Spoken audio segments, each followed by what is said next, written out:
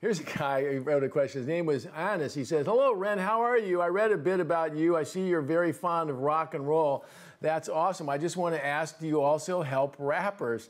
Thanks. Looking forward to hearing from you." That's really a good question and kind of timely, you know. I have been a rock person my whole life. And for better or worse, you know, you meet a certain cast of characters when you do that, right? And as far as, you know, rap music goes, or pop, or any genre of music, right? Okay. Oh, we also have another question I'll come back to. Thank you, Evan. Good job.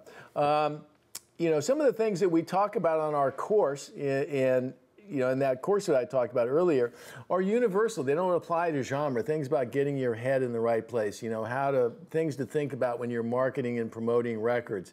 You know, once you've written a song, whether it's a hip hop song or country song or jazz, it doesn't matter. Publishing and all the concepts that come with that apply. You know, dealing with a record label, whether you're putting out hip-hop music or rock, I think there's some real similarities there. So the answer to your question is, I think some of these lessons that we've talked about will apply in any particular genre.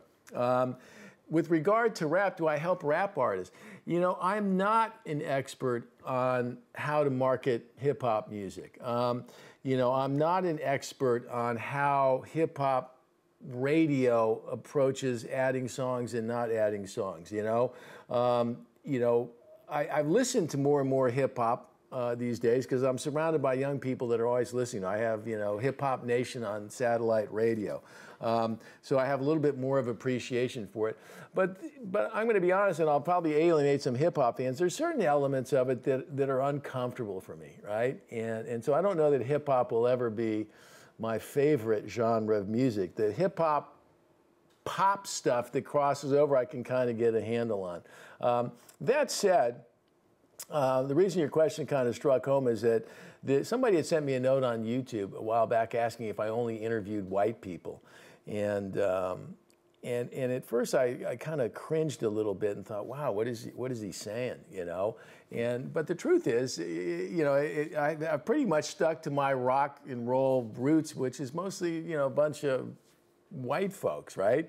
We've had Troy Carter on the show, and I don't even really think about color when I'm talking to somebody like that. But I think the message is that, you know, I need to do a better job now, now that more people are watching our show, of broadening the conversation beyond my sweet spot. So if you have some suggestions about, you know, hip-hop folks, business folks, and some artists that you might want to see on the show, I'd be happy to hear them. And I'll get over my own feeling of inadequacy, like what I might talk about with Jay-Z, you know, because I'd have to do a lot of homework. But I do admire a lot of the success that's going on in that hip-hop world.